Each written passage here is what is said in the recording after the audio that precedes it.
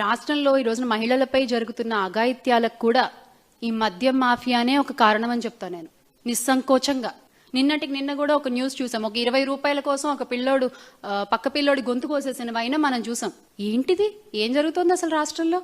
దేని గురించి మీరు నోరు తెరిచి మాట్లాడరు. ముఖ్యమంత్రి గారు మాట్లాడరు, ఉప ముఖ్యమంత్రి గారు మాట్లాడరు, పీపీపీ గారు, లోకేష్ గారు మాట్లాడరు, హోమ్ మినిస్టర్ గారు అసలే మాట్లాడరు. అంటే కూటమి నేతల దృష్టి ఎలా ఉందంటే, మాకు మద్యం షాపులు, బెల్ట్ షాపులు విస్తరిస్తే చాలు, ఆరోగ్యశ్రీ లేకపోతే ఏంటి, మెడికల్ కాలేజీలు లేకపోతే ఏంటి, గ్రామ సచివాలయాలు లేకపోతే ఏంటి, గ్రామాలు ఏవైపోతే మనకేంటి అన్నట్టుగా ఉంది ఈ రోజున కూటమి పరిస్థితి. కూటమి వ్యవహరిస్తున్న తీరు ఎంత కళకళలాడుతూ ఉండేయో జగన్మోహన్ రెడ్డి గారి నాయకత్వంలో గ్రామాలన్నీ కూడా ఈ రోజున అంత వెలవెలబోతున్నాయి.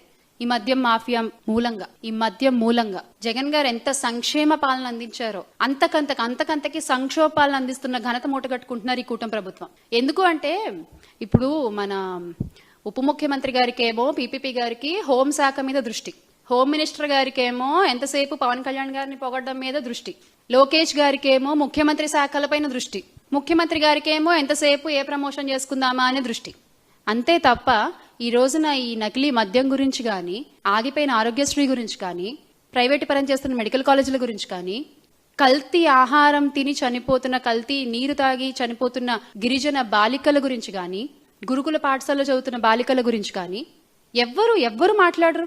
ఏమన్నా అంటే మాకు అండర్స్టాండింగ్ ఉంది, మాకు మేము స్నేహపూర్వకంగా శాఖల మధ్య అండర్స్టాండింగ్తో పనిచేస్తున్నాము అని చెప్తారు. మీరు పనిచేస్తే ఎవరు అడగరు కదా మిమ్మల్ని. లేకపోతే ఇదేనా మీ పనిచేసే వైనం? ఈ రోజున గ్రామాలన్నీ కూడా వెలవెలబోయి నాశనం అవుతున్నాయి. దానికి సమాధానం ఎవరు చెప్తారండి? అందుకే ఈ రోజున వైఎస్ఆర్ కాంగ్రెస్ పార్టీ ఒకటి కాదు, గ్రామ స్థాయి నుంచి రాష్ట్ర స్థాయి వరకు ప్రతి ఒక్కళ్ళు కూడా కల్తీ మద్యం వద్దు, మాకు మెడికల్ కాలేజ్లే ముద్దు అంటూ ముందుకొచ్చి కదిలొచ్చి కోటి సంతకాల కార్యక్రమంలో వాలంటీర్గా సైన్ చేస్తున్నటువంటి పరిస్థితిని చూస్తున్నాం మనం.